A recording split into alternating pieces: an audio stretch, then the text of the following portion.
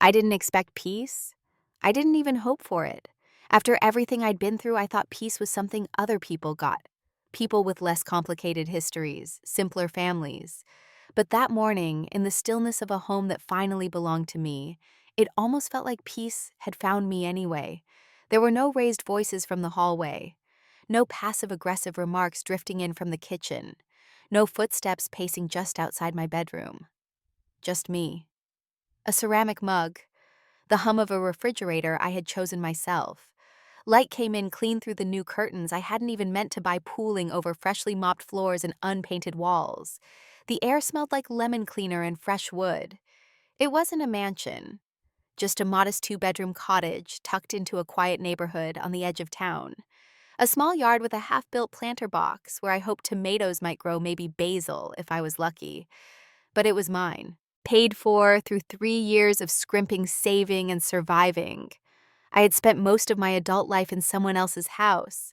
First a college dorm with a roommate who microwaved tuna at 2 a.m., then an overpriced studio above a tire shop, and eventually I moved into the home of my in-laws. That was supposed to be temporary, just until we got on our feet, Daniel said. But 5 years later, I was still washing dishes in a sink that wasn't mine, hearing Judith's voice in the background telling me I was folding towels wrong. Judith Foster, my ex-mother-in-law, was the kind of woman who could make "bless your heart" sound like a death sentence. She had a way of smiling when she criticized you, as though cruelty were simply another form of care. I lived in her house, ate her food, followed her rules. Even when I got my own job, paid for our groceries, and fixed the leaking sink in the guest bathroom myself, it was always her home, not mine. So when the divorce was finalized and I walked away with nothing but the contents of one U-Haul, I decided I would never live in someone else's shadow again. I scraped together every penny from my part-time tech job, sold what I could, and borrowed nothing. No help from family, no cosigner, no favors. That house, my house, was the first thing I'd ever owned entirely on my own. I had just finished putting up the final set of shelves when it came. A thick envelope slipped into my mailbox. Legal documents.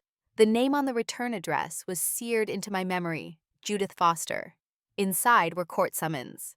I read the first line 3 times before it made any sense. Petitioner Judith Foster seeks relief in the form of property transfer for the residence currently occupied by Emily Hart, formerly her daughter-in-law. I sat on the edge of my new couch, the one I'd bought used off Craigslist, and let the papers fall to the floor. My eyes moved across the empty room. The half-unpacked boxes, the newly framed photos of my nieces, the plant I hadn't watered in days, and I felt something unraveling inside me. Not shock, not even sadness. Just the cold, clean clarity of confirmation. She wasn't done with me. And now she was taking me to court. I met Daniel at a networking mixer when I was 25. He had the kind of easy smile that made people trust him right away. Charming, a little reserved, the type who always remembered your dog's name. He worked in event management. I was working IIT help desk and trying to finish my cybersecurity certification at night. We fell into each other quickly, the way people do when they're both a little lonely and don't want to admit it. We got married after just over a year of dating. Small courthouse ceremony, cheap rings, nothing extravagant. Judith didn't come. She said she was sick, but later posted photos from a lunch with her book club that same day. Daniel said not to take it personally. She's just adjusting, he told me. A month after the wedding, we moved in with her. It was supposed to be temporary. Just a few months, Daniel had said. We'd save money, get back on track. I didn't love the idea, but I understood it. Rent was high, and we were trying to build something. But those few months turned into 5 years. Judith's house was pristine. Every shelf dusted, every towel folded military tight.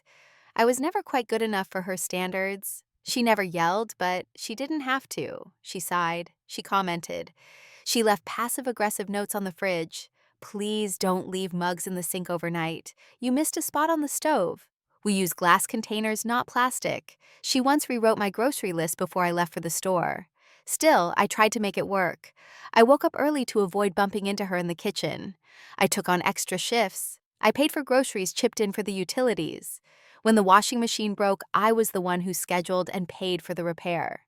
No one asked me to, but no one offered either. Daniel was passive. He worked long hours and avoided conflict like it might be contagious. If Judith criticized me, he'd look away. That's just how she is, he'd say. She means well. I started to shrink. I stopped playing music out loud. I stopped inviting friends over. I stopped speaking up when I wanted something different for dinner. Every decision was filtered through what Judith might think, how Daniel might react, how to keep the peace. But something inside me kept pushing. I took online classes at night, finished my certifications, and finally landed a decent job in a mid-sized tech firm. It was contract work, but it paid better than anything I'd had before. I opened a savings account Judith didn't know about. I started researching home loans. At first, I floated the idea gently. What if we got a small place? I asked Daniel. His answer was immediate. Why would we move? This house is free. My mom doesn't mind. She did mind. But she liked the control more than she disliked my presence. So I stopped asking. Quietly, I got pre-approved for a loan, found a realtor, looked at 14 places. Finally, I found a little cottage half an hour away, 2 bedrooms, small kitchen, fixer-upper backyard. Nothing fancy, but it felt possible. It felt like a place where I could finally take a full breath. I asked Daniel if he wanted to be involved in the process. He shrugged. "You're the one who wants to move," he said. "If you want the responsibility, go for it. Just don't expect me to co-sign. I'm not messing with loans." He didn't mean it to be cruel, but it still felt like someone had drawn a line between us and I was the only one expected to cross it. I bought the house myself. My name on the mortgage, my credit, my savings, my down payment. Judith didn't say much when she found out. Just looked at me over her reading glasses and said, "I hope you know what you're doing." A week later, she left a casserole in the fridge and labeled it for Daniel only. We moved in, technically. But Daniel never really settled. He still spent 3 or 4 nights a week at his mother's. Still let her do his laundry. Still let her call him my baby in public. Our marriage crumbled the way most do, quietly, slowly, with 1,000 small silences. When I told him I wanted a divorce, he didn't argue. "Maybe it's for the best," he said. He left the next day. Took only what he brought into the marriage clothes, some tools, and his PlayStation. I thought it was over. For the first time in years, I felt like I could start breathing in my own rhythm. I wasn't anyone's wife, anyone's daughter-in-law. I was just Emily. And then the lawsuit came. That envelope felt heavier than its pages. It accused me of betrayal, of theft, of dishonor. But what stuck with me most wasn't the legal language, it was the signature. Judith Foster. She didn't just want me out of her life. She wanted my home. The night after I was served, I didn't sleep. I sat at my tiny kitchen table, bare wood, no tablecloth, reading and rereading the court documents. I kept checking the address at the top as if maybe there'd been a mistake. Maybe it had been meant for someone else. Maybe there was another Emily Hart with a stubborn ex-mother-in-law. But it was my name and my address and my former connection to the Foster family. The legal language was thick, almost theatrical, but the core message was disturbingly clear. Judith claimed that I owed her restitution for the years I benefited from living under her roof, that I had taken advantage of her family's hospitality, and that the house I now owned represented resources diverted from the Foster household. In short, she wanted the house, not just access, not even half. She wanted it signed over to her. The document even laid out her preferred outcome, complete ownership of the property, a 60-day eviction for me, and $145,000 in damages. My phone buzzed. It was a message from Daniel. Didn't expect her to go this far. Just, "Don't take it personally. She's hurt. Hurt." She was suing me for my home, and somehow I was supposed to frame it as emotional behavior. Something excusable. The message hit me harder than I wanted to admit. Maybe because it was so expected, so on brand. Daniel always found ways to explain his mother. Excuse her, soften her edges. I had spent years doing it too, but not anymore. I didn't reply. 2 days later, Judith posted on Facebook. "We opened our home and our hearts, and she walked away with our legacy. Some people forget who raised them." The comments poured in. Some supportive, some vague and gossipy, some deeply misinformed. Is this about Emily? She always seems so distant. You gave her everything. I'm so sorry, Judith. Wow, I always suspected she had an agenda. No one asked for my side. No one reached out. I stared at the screen for a long time, then deleted my Facebook entirely. By the end of that week, a lawyer I'd contacted told me the case wasn't solid, but it wasn't laughable either, because we'd all lived together under one roof for so long. And because I had no formal rental agreement or household contract, Judith's team could claim contributive interest. It would be a stretch, but not impossible, especially if she presented emotional or familial dependency in the right light. In other words, it would come down to narrative, her story versus mine. I looked around the house, still not fully furnished, a half-built bookcase, a mattress on the floor in the second bedroom, stacks of cardboard boxes. It didn't feel like much, but to me, it was everything I'd earned, everything I'd built when no one thought I could. I thought back to all the things I'd swallowed to keep the peace. Judith criticizing my work hours, telling me it wasn't feminine to be in tech, asking me to change out of slacks before dinner, telling her friends that I was a little cold but smart. The day she told me I'd never be a real part of the family until I gave them a grandchild. And I thought about the silence, the meals where no one spoke, the way Daniel used to look down at his plate when Judith scolded me, the way I eventually stopped talking, stopped asking, stopped hoping for anything to change. They hadn't just wanted me to stay. They'd wanted me to disappear. And now when I'd finally done the opposite, finally chosen myself, they wanted to punish me for it. That weekend, I went to the courthouse and began preparing my own response. I gathered bank statements, mortgage documents, closing disclosures, loan approval letters, all addressed in my name. I pulled emails from the realtor payment histories, even screenshots from my budgeting app.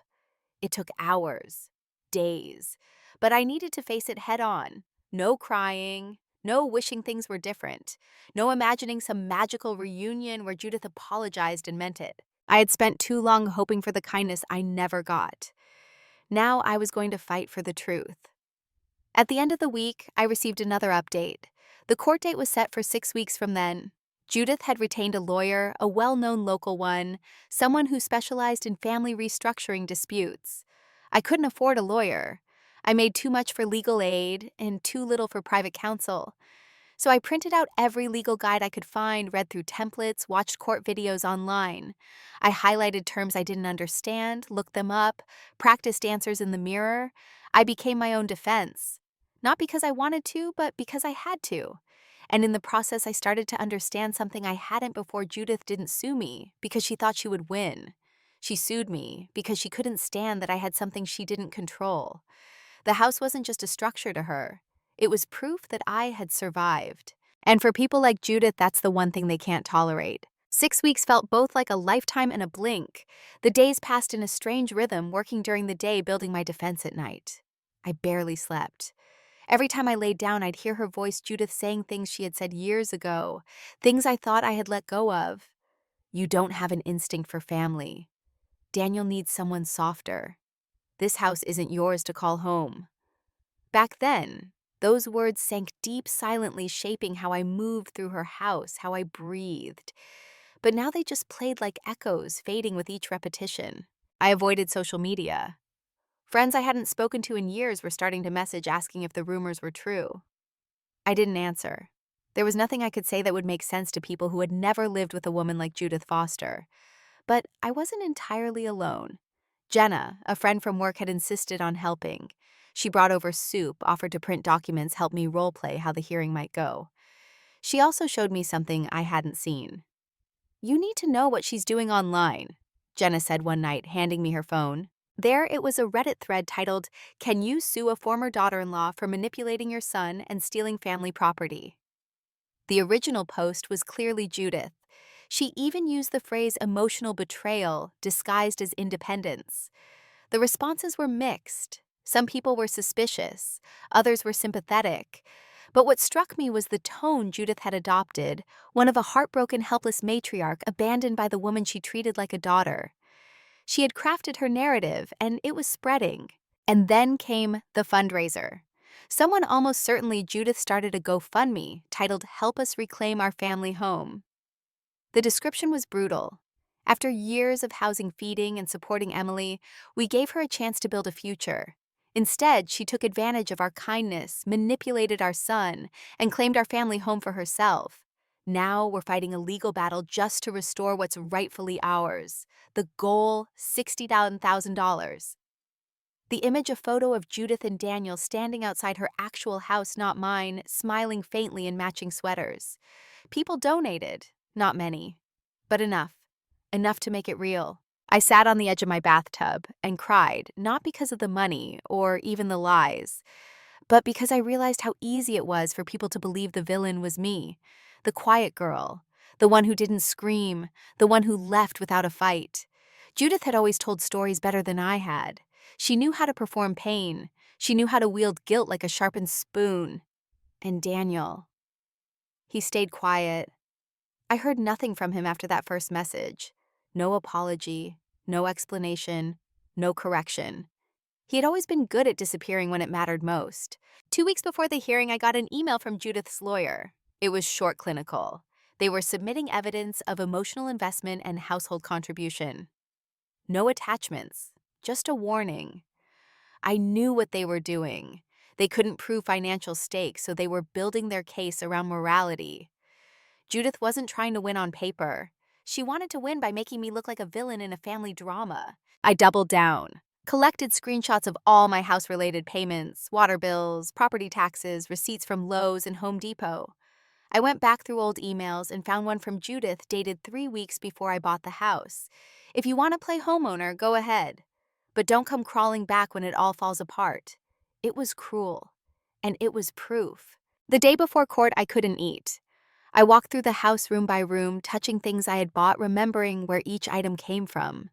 The scratched dining table from a local thrift store, the mismatched chairs, the curtains my friend helped me hang, the floor I'd spent hours sanding and sealing myself.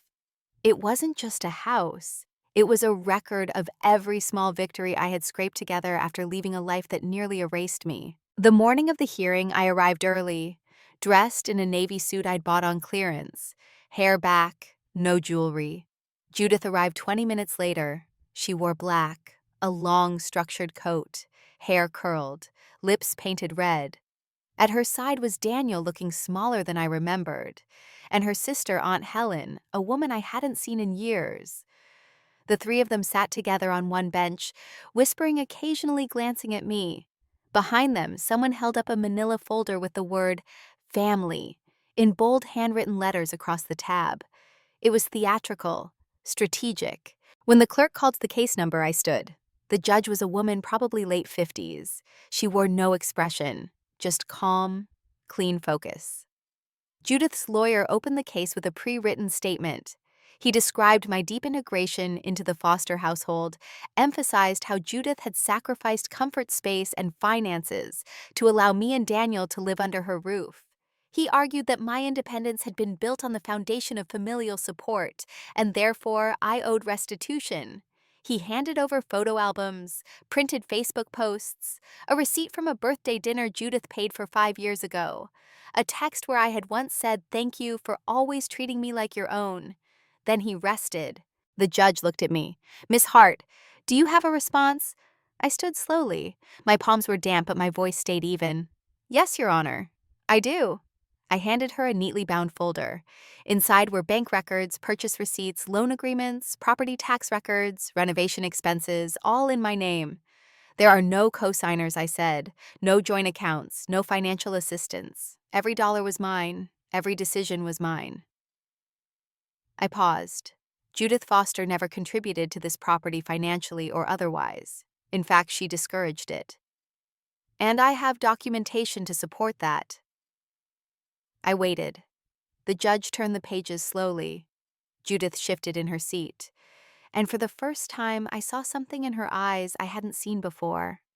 Not anger, not control, but doubt. The courtroom was quiet except for the faint shuffling of papers and the occasional squeak of a chair adjusting under weight. I stood still, hands loosely clasped in front of me, watching as the judge flipped through the documents I'd provided. No one said anything for a long time. Judith was still sitting upright, shoulders stiff, her face frozen in the same mournful expression she'd been wearing since she walked in. Daniel was slouched beside her, staring at the floor like he hoped to fall through it. Aunt Helen, always dramatic, kept dabbing her eyes with a tissue, though I hadn't seen a single tear fall. Finally, the judge looked up. "Mrs. Foster," she said calmly, "do you have any evidence of financial contribution toward the property? In question, bank, transfers, joint purchases. Any signed agreements?" Judith cleared her throat. I gave her food," she said. "A place to live. My son's income helped support her during their marriage. That house exists because we gave her the stability to build from." The judge didn't respond, just kept her gaze steady. "I watched her when she had surgery," Judith continued. "I paid for birthday dinners, for groceries. I let her live under my roof for years. Do you have proof of any direct financial involvement in the home?" Judith blinked. "No. But family isn't always about money." Then came the next move in their strategy theatrics. Their lawyer stood again and placed a photo album on the bench beside him. "Your Honor," he said, "we'd like to submit this as emotional context." He opened the album. There were photos of me and Daniel on vacation at Christmas gatherings, birthdays. Moments Judith had printed, highlighted, and organized into an argument. He pointed to one from Thanksgiving 3 years ago. Here, he said, is evidence of their integration into the family. "That's Emily carving the turkey. That's her hosting our traditional dinner." I didn't even remember that meal. I just remembered Judith criticizing the stuffing. Next came the receipts. A birthday cake, a dinner for two at an Italian restaurant, a pair of shoes Judith had once given me for Christmas. Each one had a story. Each one in their eyes was proof that they had built me, and so deserved something in return. And then Daniel stood. "I don't want to speak against anyone," he said softly, "but I just want to say—" Emily changed. She became cold, distant. She always wanted to be separate. Even when we were married, it felt like she was keeping score. He looked at me for the first time. His face didn't hold anger or regret, just detachment. "She never really wanted to be part of the family," he added. I didn't react. I had expected this. Then Judith stepped forward. The lawyer hadn't called her, but she stood anyway. "I forgive you, Emily," she said loudly, eyes already glistening. "I forgive you for trying to erase us. I know you're hurting. I know you think we were the enemy, but we loved you. I loved you." She took a step toward me. "I forgive you for pushing us this far." I stepped back. The courtroom air shifted. People stirred. A murmur rose from the back. The bailiff stood gently, raising his hand for order. The judge spoke sharply. "Mrs. Foster, please return to your seat." Judith complied, but not before casting one final glance toward me. It was full of something hard to name: pride, anger, desperation. Their lawyer wasn't finished. He pulled out a printed screenshot of a text I'd sent years ago. "Love you all. Thank you for everything." He pointed to it and said, "Proof of emotional acknowledgement." Next came the proposal. Cassie, in the original story, had her artist retreat. Judith had something else: a family legacy center. She wants to turn the home into a grief and family resilience space, the lawyer said. A place to help other women rebuild after loss. She plans to host workshops, healing sessions, and small community dinners. The judge tilted her head. "Has she filed any business paperwork? Does she have a business plan?" "No, but it's in development," he replied. "And how would this property be used for those purposes?" "Remodeled for open space seating areas, shared kitchens." "Remodeled with whose funds?" There was no answer. Then came the pivot. The judge turned to me again. "Ms. Hart is there. Anything else you'd like to submit?" "Yes, Your Honor," I said. I reached into my folder and pulled out one last envelope. Inside were printed emails, years of them. Every time I had asked Judith for help when I needed groceries, when my insurance didn't cover a prescription, when I asked for assistance with a car repair. And her replies: "We're not in a position to help right now. You're an adult. It's time you learned responsibility. Daniel and I think you need to figure this one out on your own." I included screenshots of bank statements during those months, showing I was overdrawn, working 2 jobs, still paying my portion of household bills. I let the judge read in silence. When she looked up again, she didn't speak for a moment. Her eyes scanned the room, Judith and Daniel sitting like a united front, me alone at my bench. Then she leaned back slightly in her chair. There was a shift in the atmosphere, so subtle but unmistakable. The performance had cracked. The courtroom wasn't a stage anymore. It was a mirror, and Judith didn't like what was being reflected. There are moments in life when silence speaks louder than any accusation. That courtroom was filled with the kind of stillness that made your own breath sound loud. I could feel my heartbeat in my ears, feel the pressure behind my eyes, and I waited for what I didn't know. A scolding, a dismissal, one more round of rehearsed pity. Instead, the judge broke the quiet with a single question. She turned toward Judith, folded her hands, and asked in a voice calm as water, "Mrs. Foster, are you claiming legal ownership of this property, or are you seeking restitution for emotional investment?" Judith blinked. She started. "I'm seeking what's fair." The judge raised her eyebrows, waiting. "I just believe," Judith continued, "that without our support, Emily wouldn't be in the position to own this house. We gave her stability, family, and she used that to step over us.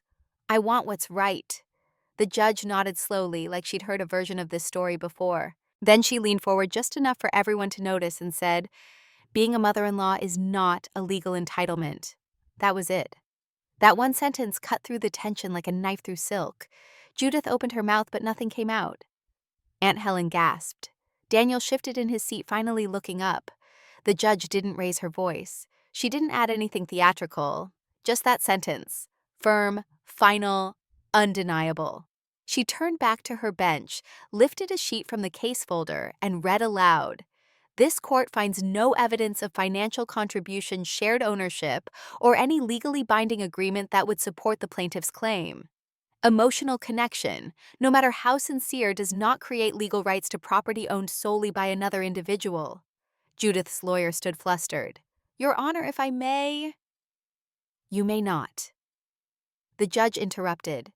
"This is not a hearing for emotional grievance. It is a legal dispute over property, and legally the matter is clear." The air shifted again, this time from suspense to release. My knees almost buckled with relief. Judith sat motionless, her mouth slightly open like someone had pulled the ground out from under her. Aunt Helen whispered something in her ear, but Judith didn't respond. Daniel looked down at his shoes.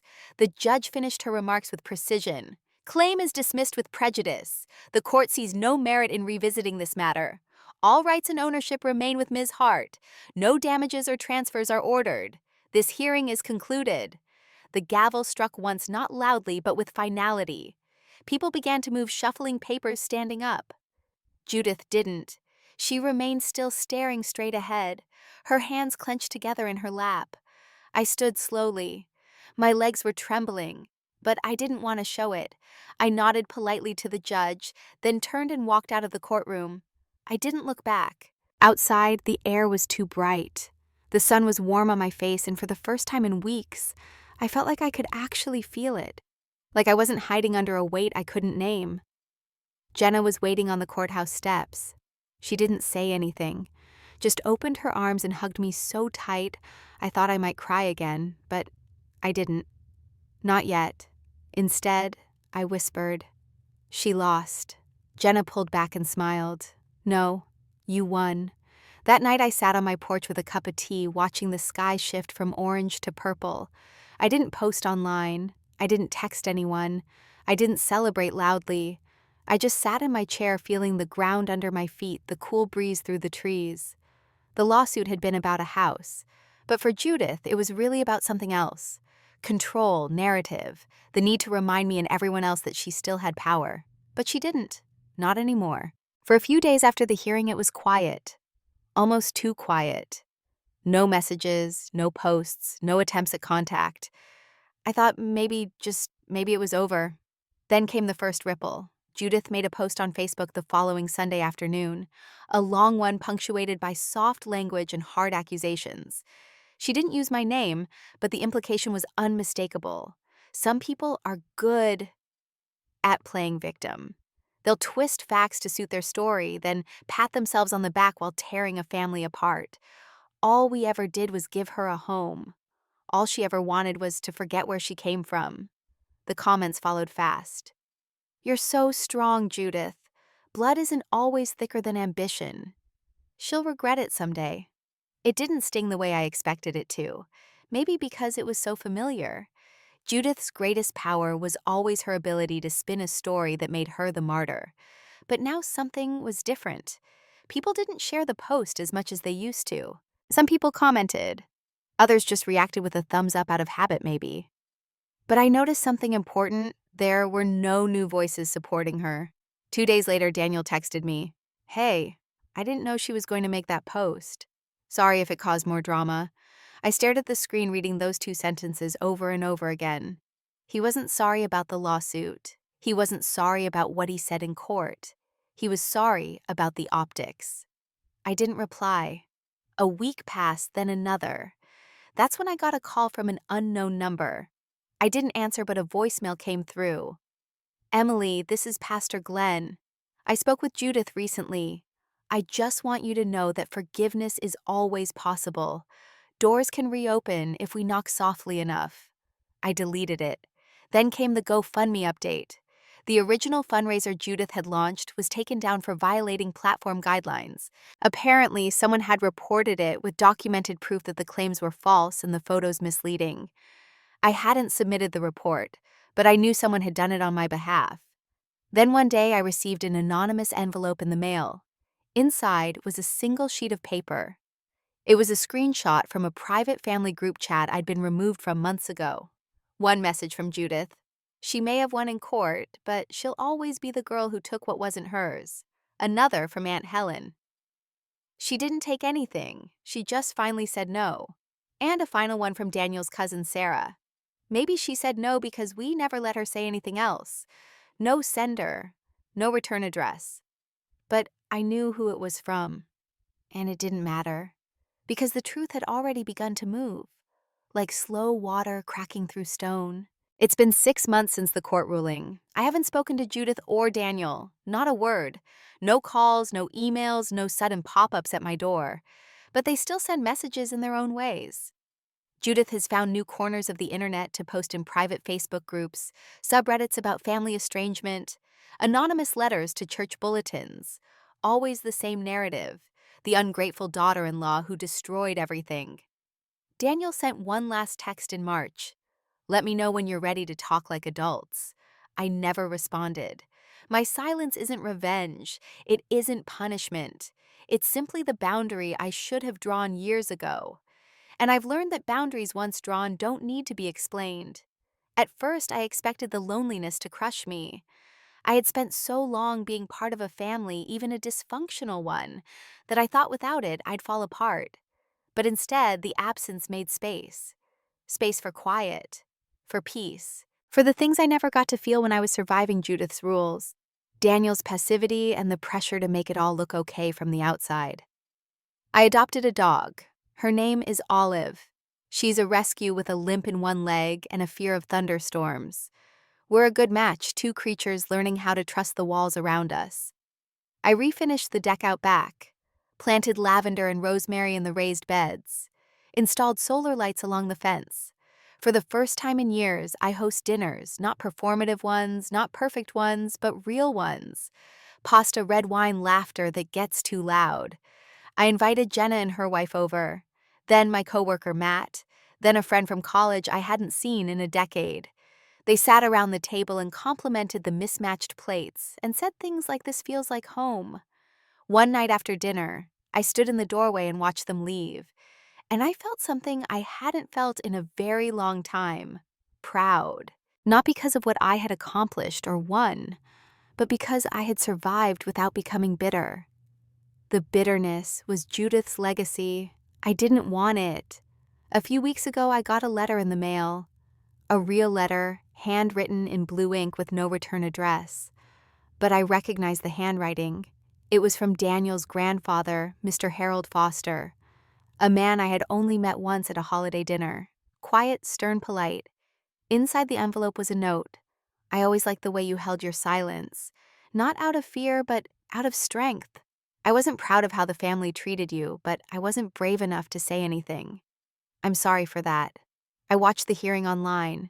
You didn't just win the case, you told the truth. And some of us heard it. I hope the house is warm this winter. I kept that letter. Not because I needed validation, but because it reminded me some people do notice, even if they don't say it out loud in the moment. And others, they may never say it. Judith will probably never apologize. She'll never sit across from me and admit what she did or why. She'll never say I'm sorry and mean it. That used to keep me up at night. The idea that someone could hurt me so deeply and never carry the weight of it. But I've made peace with it. Some people have to carry their own stories in circles forever. I no longer have to walk in that circle with them. The house has changed, not just because of the paint or the furniture or the solar lights, but because now it feels like it belongs to someone who belongs to herself.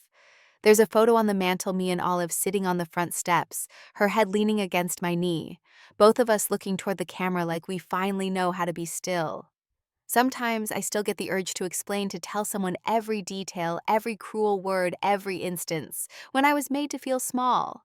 Sometimes I draft long emails in my head to Judith, to Daniel, to the world, but I never send them. I don't need to. There's nothing left to prove. I don't keep the court papers on display. I keep them in a drawer near the deed, near the closing documents, near a small sticky note that reads simply, "Not given, earned," because that's what this story was always about. Not a house, not a title, not even justice. It was about survival without silence, about choosing peace over performance, about realizing that family isn't who raised you or who married into you or who cries the loudest in court. Family is who roots for your healing, even if that healing requires distance. One morning, as spring crept in and the wind finally softened, Olive barked at something near the mailbox. I went outside, barefoot, warm coffee in hand. There was no letter this time, just the light. I stood there in my yard smelling rosemary and fresh-cut grass, and I remembered what the judge said: being a mother-in-law is not a legal entitlement. But being free, that's something no one can sue you for.